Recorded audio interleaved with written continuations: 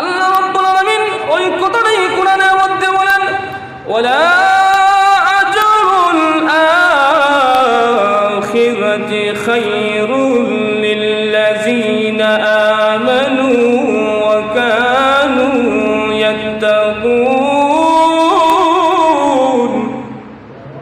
ওয়া জাআ ইখওয়াতু ইউসুফ ফাদখালু আলাইহি فعرفهم وهم له منكرون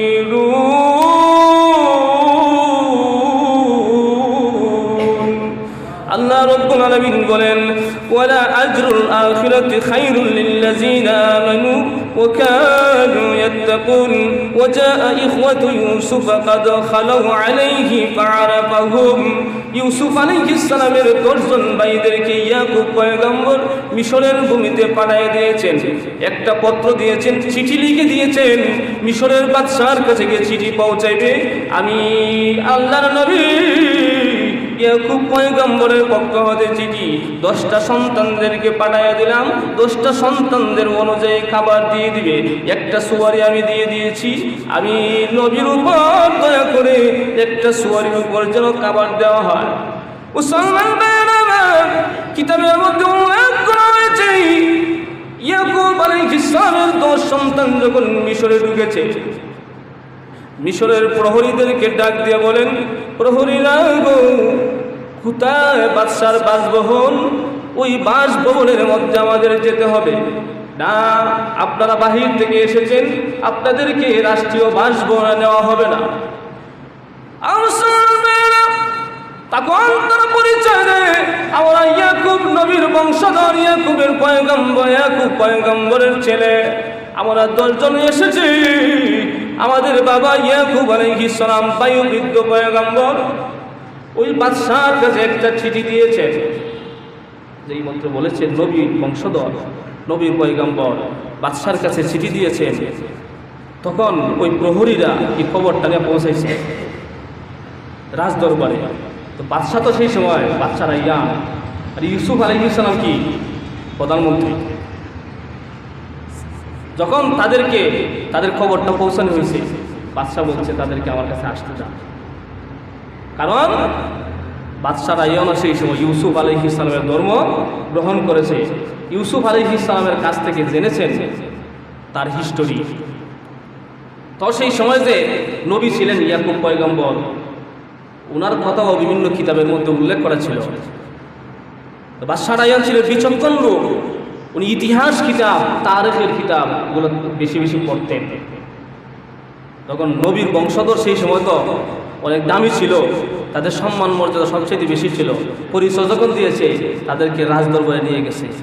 নিয়ে বাদশাহ হুকুম দিয়েছে প্রধানমন্ত্রী ইউসুফ আলাইহিস সালামকে তার কাছে আসার জন্যে।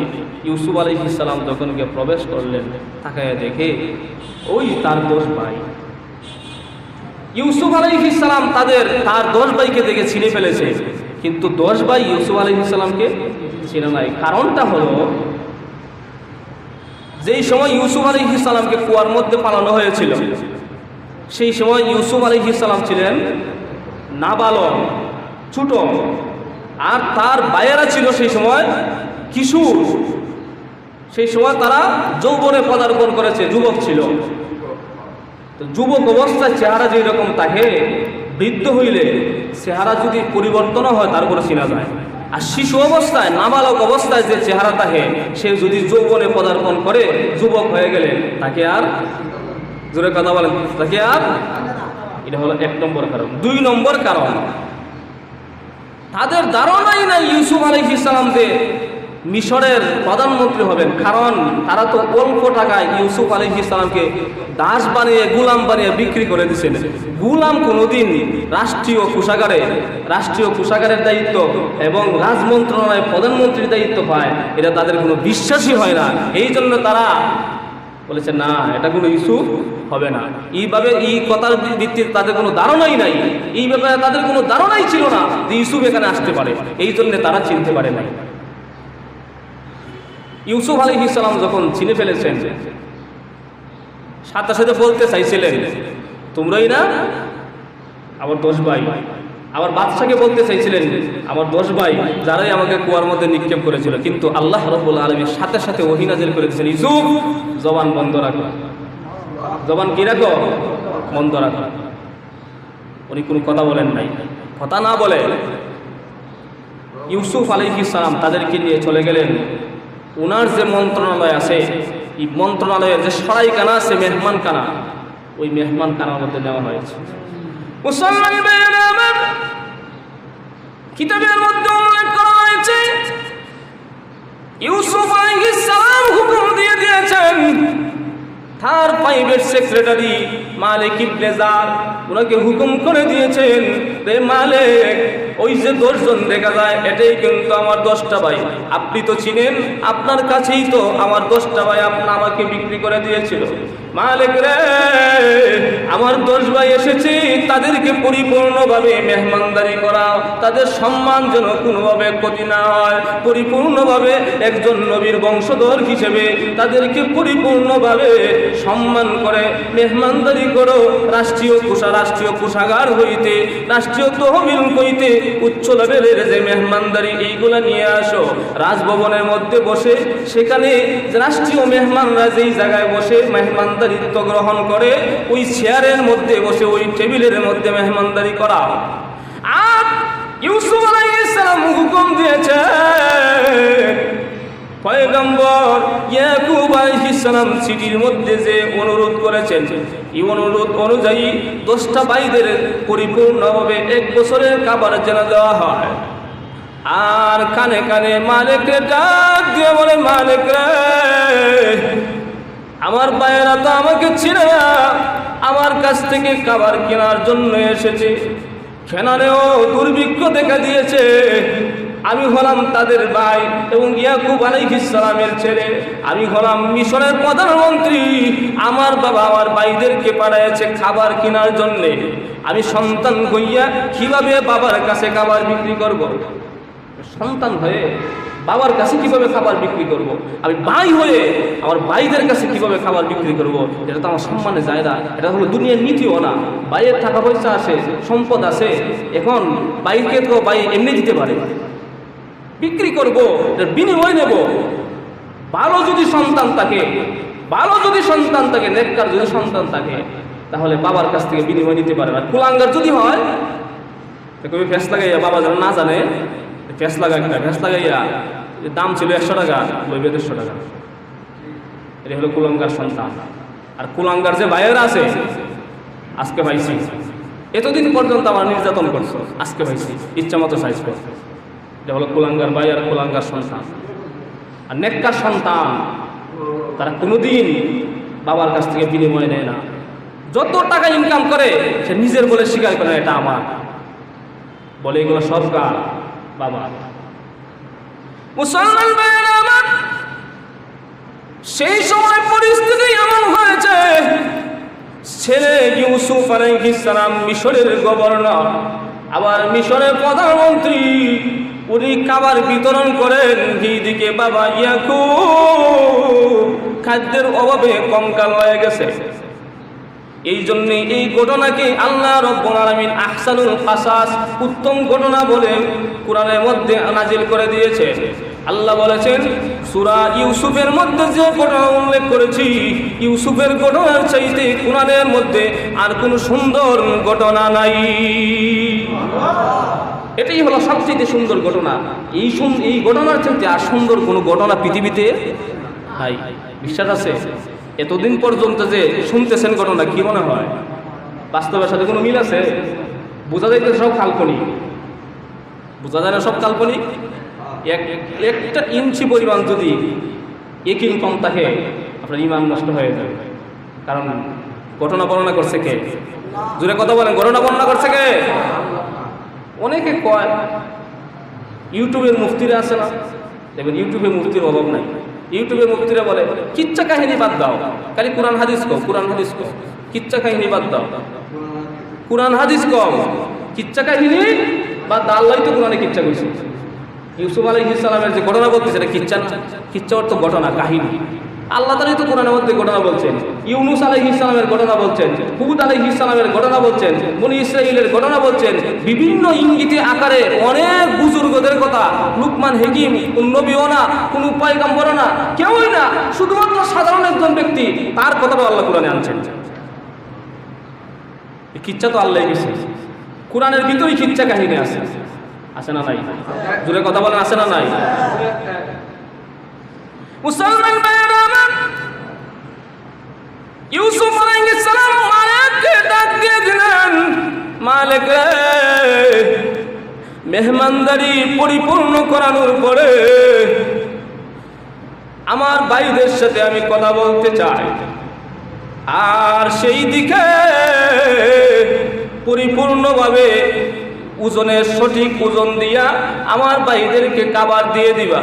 কিন্তু জেনে রাখো, ভাইদেরকে যে পরিমাণ খাবার দিবা, ওই খাবারের পরিমাণ টাকা নিবা ঠিকই, কিন্তু ওই টাকাগুলা একটার বস্তার ভিতরে ফেরত দিয়ে দিবে। টাকা নিবা ঠিক, কিন্তু এই টাকাগুলো কি করবা? আরেকটা বস্তার ভিতরে খাদ্যের সাথে ঢুকাইয়া ওজনে মাপ দিবা, টাকা সহ মাপ দিবা। সেই সময় তো স্বর্ণের টাকা, আমাদের খাসা টাকা তো না, কাগজের টাকা এরকম না, সেই সময় ছিল স্বর্ণের টাকা, টাকারও তো ওজন আছে। ইউসুফ আলাইহিস সালাম বলেছেন তারা যেন বুঝতে না পারে, এই জন্যে তাদের খাবারের একটা ব্যাগের ভিতরে, বস্তার ভিতরে ওজন ঠিক রেখা এই টাকাগুলো পৌঁছাইছে। কারণ আমি আমার বাবা এবং ভাইয়ের কাছ থেকে খাবারের মূল্য নিতে চাই না। এখন ভাইদের সাথে কথাবার্তা বলতেছে, এমনভাবে কথা বলেন যেন তারা বুঝতে না পারে উনি ইউসুফ। জিজ্ঞাসা করেন ইয়াকুব আলাইহিস সালামের খবর কি? একজন পয়গম্বরের খবর নিতেছেন, বলতেছেন ইয়াকুব আলাইহিস সালাম, আমরা ছিলাম 12টা ভাই, এক ভাই মরুভূমিতে মারা গেছে, বাঘে খেয়ে ফেলেছে। এই সন্তান হারা বেদনায় কানতে কানতে ইয়াকুব আলাইহিস সালাম আমাদের বাবা অন্ধ হয়ে গেছে। এখনো স্বীকার করে না যে আমরা মারছি বা আমরা বিক্রি করে দিচ্ছি, এখনো স্বীকার করে না, এখনো বাঘে গেছে, কেটা গাইছে বা এখনো স্বীকার করে না। এখন তাদেরকে তো তওবা করতে হবে, তারা তো ভুল বুঝতে হবে যে তারা অন্যায় করেছে, ভুল করেছে। এই জন্যে ইউসুফ আলাইহিস সালাম পদ্ধতি অবলম্বন করেছে। কি পদ্ধতি? মুসলমান ভাইরা আমার, কুরআনের মধ্যে আল্লাহ রাব্বুল আলামিন বলেন ইউসুফ আলাইহিস সালাম ভাইদের সাথে কথাবার্তা বলে ডাক দিয়ে বলেন, তোমরা না 12 ভাই, এক ভাই কি বুঝলাম মরুভূমির মধ্যে এক ভাই কি বাঘে খেয়ে ফেলেছে, তারপরেও তো আরো 11 ভাই, 10 ভাই আসলে আরেকটা ভাই কোথায়? ওই 10 ভাইয়ের ডাক দিয়ে বলেন, আমাদের বাবার খেদমতের জন্য বেনিয়ামিন, ওই ভাই ছিল ইউসুফ আলাইহিস সালামের মায়ের আপন পেটের ভাই, জুরার ভাই। ইউসুফ হারানোর পর থেকে বেনিয়ামিনকে নিয়ে বাবা সবসময় ঘুমায়। বেনিয়ামিন চোখ থেকে সরে গেলে আর বাবা সহ্য করতে পারে না। ইউসুফের উপকরণটা বেনিয়ামিন দ্বারা পূরণ করে, এই জন্যে তাকে আমাদের সাথে নিয়ে আসতে পারি নাই। ইউসুফ আলাইহিস সালাম ডাক দিয়ে বলেন, ও ইয়াকুব পয়গম্বরের সন্তানেরা, তোমরা জেনে রাখো, আরেকবার যখন তোমরা মিশরে আসবে তাহলে তোমাদের ভাই বেনিয়ামিনকে নিয়ে আসবে।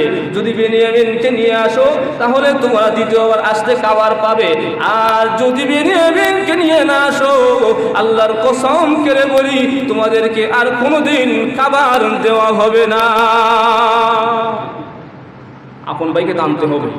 এই জন্যে এইভাবে স্বাভাবিকভাবে বললে তো আপন ভাইকে নিয়ে আসবে না। বলেছে বেনিয়ামিন যেহেতু আছে তাহলে তাকে আমাদের কাছে তোমাদের সাথে নিয়ে আসবে। যদি নিয়ে আসতে পারো তাহলে তোমরা আমার শরণাপন্ন হবে, খাবার পাবে। আর যদি নিয়ে না আসো, খাবার তো পাবেওই না, আমার কাছেও আসতে পারে। তখন ওনারা খাবার নিয়ে বাড়িতে চলে গেল। চলে যাওয়ার পরে ঘটনা অনেক লম্বা, সংক্ষিপ্ত করে বলতেছি। বাড়িতে নেওয়ার পরে যখন বস্তা খুললো, বস্তা খোলার পরে তাকে দেখে যে বস্তার ভিতরে আটা ছিল। ইউসুফ আলাইহিস সালাম খাবার 2 ভাগে দিয়েছিলেন, এক ভাগে দিয়েছেন শুধু গম, আর এক ভাগে দিয়েছেন গম ভাঙ্গানো আটা। আর এই আটা দিয়ে যেন তার রুটি খেতে পারে, ওই আটার বস্তার ভিতরে এই টাকাগুলা, স্বর্ণের টাকাগুলো ফেরত দিয়ে দিয়েছেন। যখন আটার বস্তা খুললো, তাকায় দেখে বস্তার ভিতরে যে টাকাগুলো তারা নিয়ে গিয়েছিল ওই টাকাগুলা। ইয়াকুব আলাইহিস সালাম ডাক দিয়ে কয়, এই সন্তানেরা, কারণ সন্তানদের উপর থেকে তো বিশ্বাস চলে গেছে, এই সন্তানেরা, তোমরা মনে হয় টাকা না দিয়ে চলে আসছো, টাকা না দিয়ে চলে আসছো, এই খাবারের মূল্য তোমরা পরিশোধ করো নাই। তখন সন্তানরা ডাক দিয়ে বলে, বাবা আমরা টাকা দিয়েছি ঠিক, কিন্তু বস্তার ভিতরে যে টাকাগুলো ফেরত দিয়ে দিয়েছে এটা আমরা জানি না। তো যেহেতু আমাদের খাবারের সাথে আবার টাকাগুলো ফেরত দিয়ে দিছে, এই টাকাগুলো যদি রেখে দিত তাহলে দ্বিতীয়বার তো আমরা খাবার আনার টাকা আমাদের কাছে ছিল না। যেহেতু বাদশাহ আমাদের টাকাগুলো ফেরত দিয়ে দিয়েছে, আবার সেই জায়গার মধ্যে গিয়েছিলাম মেহমানদারি রাজভবনের ভিতরে, রাষ্ট্রীয় মেহমান হিসেবে আমাদেরকে মেহমানদারি করাইলো, এবং সুন্দর আচরণ প্রধানমন্ত্রীর এবং ভালো আচরণ আমাদের খাবার দিয়ে ওই খাবারগুলোর সাথে আবার টাকাগুলো ফেরত দিয়ে দিয়েছে। আবার দ্বিতীয়বার গিয়ে আবার খাবার আনতে পারবো, কিন্তু বাবা শর্ত হলো একটা, দ্বিতীয়বার যদি আমরা যাই তাহলে আমাদের ভাই বেনিয়ামিনকে নিয়ে যেতে হবে। বেনিয়ামিনকে যদি নিয়ে না যাই তাহলে ওই বাদশাহ বলেছেন, গভর্নর প্রধানমন্ত্রী বলেছেন আমাদেরকে আর খাবার দিবে না। দুর্ভিক্ষ চলবো 7 বছর। কয় বছর? জোরে কথা বলেন। খাবার নিচে কয় বছরের? 1 বছরের। আর 7 বার যাওয়া লাগবে নি। এখন যদি না যায় তাহলে খাবারের ওভারে মরতে হবে। এখন বাবাকে বলতেছে, বাবা আমাদের ভাই বেনিয়ামিনকে আমাদের সাথে দিতে হবে, আগামী বৎসর যখন আমরা খাবার আনতে যাব আমাদের ভাইকে যদি না নিয়ে যাই তাহলে আমাদেরকে আর কারা দিবে।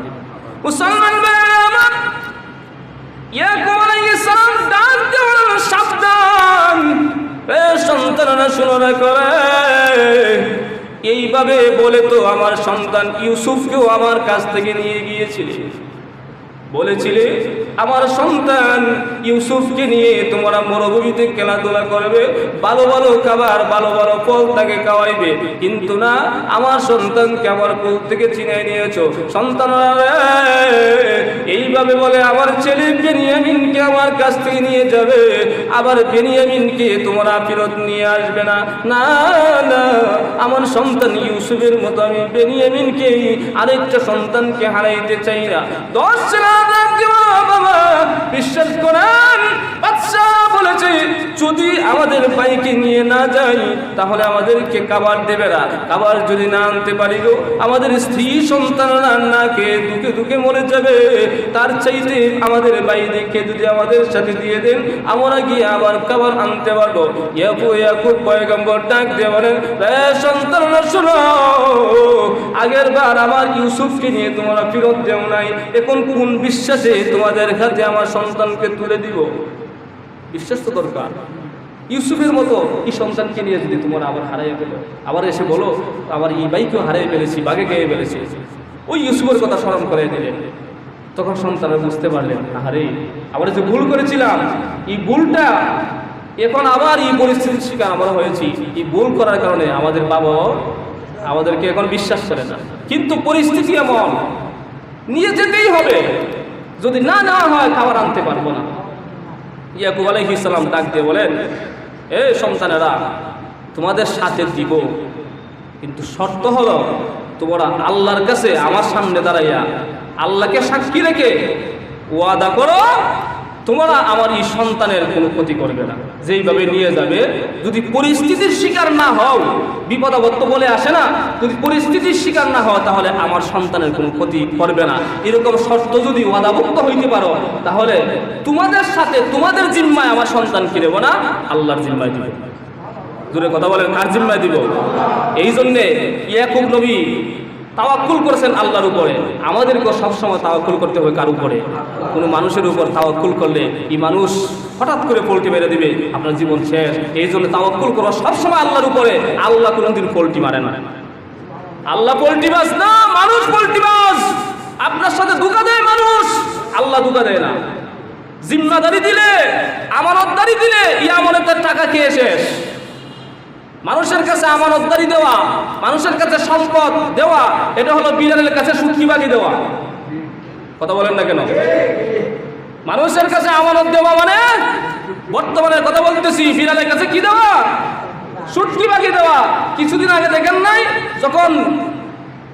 যখন সাবেক প্রধানমন্ত্রী পালাইছে শেখ হাসিনা, সেই সময় এক ছাত্রলীগের নেতা তার স্ত্রীরে বন্ধুর কাছে রেখে গেছে। জিম্মা রাখছে, জিম্মা আমানত দিয়ে গেছে, আর এই বন্ধু তার বউরে লিয়ে ফেলাইছে, সঠিকভাবে আমানতদারি করছে। টাকা পয়সার আমানতদারি মানুষে রাখে না, বেটা দিছে বউ, বউয়ের আমানতদারি আদায় করছে। বর্তমানে মানুষের আমানতদারি নাই, জিম্মাদারি নাই। যদি কাউকে টাকা দিয়ে থাকেন ঋণ তার, তাহলে বুঝতে পারবেন আমানতদারি কারে হয়। টাকা দিতে গেলে আপনার পাওয়া দেবে, বাপ ডাকবে, বাপ আব্বা ডাকবে, কিন্তু এই টাকা আপনি তুলতে আপনার জুতা যে কয়টা ছিড়বে আপনি বলতে পারবেন না। মোবাইল কল দিতে দিতে টাকা, যে টাকা আপনি ঋণ দিছেন এর অর্ধেক টাকা মোবাইলে কলেই যায়, সেই সময় সুরের মতো ঘুরে আপনার সামনে দিয়ে আসবে না। কারণ জিম্মাদারি দিবেন সব খেয়ে ফেলে, লুটপাট করে ফেলে, কিন্তু আল্লাহর কাছে জিম্মাদারি দিলে আল্লাহ কোনদিন কি করে না, আমানতের খেয়ানত করে না। মুসলমান ভাইয়েরা আমার, ইয়াকুব আলাইহিস সালাম তার সন্তানের কাছে বেনিয়ামিনকে আল্লাহ রাব্বুল আলামিনের কাছে আমানত দিয়ে পাঠিয়ে দিয়েছেন। বেনিয়ামিনকে নিয়ে যখন তারা মিশরের ভিতরে রওনা করবে, ইয়াকুব আলাইহিস সালাম ডাক দেবেন, সন্তানেরা শুনে রাখো, তোমরা যখন মিশর প্রবেশ করবে একটা গেট দিয়ে সকলে একসাথে প্রবেশ করবে না। কেন করবে না জানোনি? ইয়াকুব পয়গম্বরের সন্তানেরা ছিল খুব সুন্দর। সেই সময় তদানীন্তন সময়ের মধ্যে সবচেয়ে বড় সুন্দরের অধিকারী ছিলেন ইয়াকুবের পরিবার। ওই সন্তানেরা অনেক সুন্দর। ইয়াকুব আলাইহিস সালাম ডাক দিয়ে বলেন, সন্তানেরা শোনো রে, মিশরে যখন তোমরা প্রবেশ করবা একটা গেট দিয়ে সকলে একসাথে প্রবেশ করবে না। এক গেট দিয়ে দুইজন, আরেক গেট দিয়ে তিনজন, আরেক গেট দিয়ে একজন, এইভাবে করে আলাদা আলাদা করে পৃথক পৃথক করে তোমরা প্রবেশ করবে। কেন জানোনি? দুষ্ট লোকের নজর যদি তোমাদের উপরে পড়ে যায় তাহলে কুদৃষ্টি তোমাদের জীবন বরবাদ হয়ে যাবে। কুদৃষ্টি যদি পড়ে, নজর যদি পড়ে, তাহলে তোমাদের জীবন কি? দেখেন আমাদের সন্তানদের উপরেও নজর পড়ে। অনেক সন্তানদের শরীরের মধ্যে ফোসকা উঠে যায়, অনেক সন্তান শুকিয়ে জীর্ণ শীর্ণ হয়ে যায়, অনেক মানুষের উপরও কুদৃষ্টি পড়ে, কুনজর পড়ে, পড়ার কারণে একেবারে শুকায় শেষ। আর আমাদের অভ্যাস করা সন্তানদেরকে কুদৃষ্টি যদি যেন না পড়ে, এই জন্যে সুন্দর তো নেই, তাহলে এই যে খানি আঙ্গুল দিয়া ফাতিলের নিচের মধ্যে হাত ঢুকে হাত বসাইয়া এটা টিভি জ্ঞানের মধ্যে দিয়ে দেয়, নজর পড়তো না। কি করতো না? কথা বলেন না কেন? কি করতো না? নজর পড়তো না। আবার কিছু গাছের মধ্যে মানুষের নজর পড়ে, তা আমাদের মহিলারাও একটু সাইজ করে, সাইজ লাউ গাছ, শিম গাছ, এগুলোর মধ্যে জুতা লটকে যেতে হয়। আবার একটা পাতিলের মধ্যে শোক আইকাতে হয়, আর জুতা আর ঝাড়ু লটকে যেত, তার মানে হ্যাঁ পাইলার মধ্যে চুন দিয়া শোকের মতো বানায়। এটার মানে ওর তো কি চাইবে জুতা দিয়া আর ঝাড়ু দিয়ে বিদায়। তারপরে কি নজর বন্ধ হয়? কথা বলেন না কেন? নজর বন্ধ হয়। এই নজর বন্ধ করার মালিক একমাত্র কে? বাচ্চার কপালের মধ্যে টিপ দেয়, টিপ দিলে যেন তার নজর না পড়ে। এখন দেখেন যেই বাচ্চার কপালের মধ্যে টিপ দিল, এই টিপ দেওয়ার কারণে বাচ্চার সুন্দর বাড়লো না কমলো? কথা বলেন না কেন? আরো বাড়ছে। এখন টিপ দেওয়ার কারণে এমনিতে চেহারাটা সুন্দর, ছোট বাচ্চা কালো হইলেও সুন্দর হয়, আবার যখন টিপ দিছে তার সৌন্দর্য আরো বাড়ছে। এখন চাইতে ছিল 2 জনে, এখন তার 5 জন। আগে পড়তো 2টা নজর, এখন পরে কয়টা? 5টা। নজর বাড়ছে না কমছে? এগুলো শিরক। এগুলো কি? শিরক। এগুলো যদি করেন তাহলে আল্লাহর সাথে আপনি শিরক করলেন। আপনি নজর থেকে হেফাজতের জিম্মাদার দিলেন কালো টিপ, নজর থেকে হেফাজতের জিম্মাদার দিলেন পাইলা, নজর থেকে হেফাজতের জিম্মাদার দিয়েছেন ওই যে ঝাড়ু আর জুতা, এগুলো দিয়ে নজর থেকে হেফাজত করতে পারবে না। আপনি সূরাতুল ফাতিহা, সূরাতুল ইখলাস, আয়াতুল কুরসি করে তেলাওয়াত করে ফুঁক দিবেন, নজরের 14 গোষ্ঠী শেষ। বুতল লিয়া তো খালি ঘুরেন হুজুরের কাছে, নিজেই তো পারেন। সূরা ফাতিহা 7 বার করবেন, আয়াতুল কুরসি 3 বার করবেন, সূরা নাস ফালাক 3 বার করে পরে ফুঁক দিবেন, নজরের 14 গোষ্ঠী কি থাকবে না? ঘটনা লম্বা, তাই বলতেছিলাম ইউসুফ আলাইহিস সালামের বাবা ইয়াকুব আলাইহিস সালাম বলে দিয়েছেন, তোমরা তো সুন্দর, মানুষের কুদৃষ্টি পড়তে পারে, নজর পড়তে পারে, এই জন্য তোমরা পৃথক পৃথক হয়ে আলাদা আলাদা গেটে তোমরা প্রবেশ করবে। বাই তো 11 জন, এক গেটে ঢুকছে 3 জন, এক গেটে ঢুকছে 2 জন, আরেক গেটে 2 জন, আরেক গেটে 4 জন, এইভাবে করে কয়েকটা গেট দিয়ে তারা ঢুকেছে। ঢুকে ওই যে ইউসুফ আলাইহিস সালাম বলেছিলেন, তোমাদের ভাইদেরকে নিয়ে আমার কাছে আসতে খাবার পাবে, না আসতে খাবার পাবে না। ওই ইউসুফ আলাইহিস সালামের কাছে তাদের ভাই বেনিয়ামিনকে নিয়ে তারা ওই রাষ্ট্রীয় ভবনে, প্রধানমন্ত্রীর বাসভবনে, ওই রাজমহলে তারা গিয়ে প্রবেশ করেছে। আমাদের তফসিল এখানেই সমাপ্ত। আগামী শুক্রবার থেকে ধারাবাহিক আলোচনা হবে ইনশাআল্লাহ। আল্লাহ রাব্বুল আলামিন এতক্ষণ যে আলোচনা করেছে আমাদের সবাইকে আমল করার তৌফিক দান করুন। সকলেই পড়ে আমিন।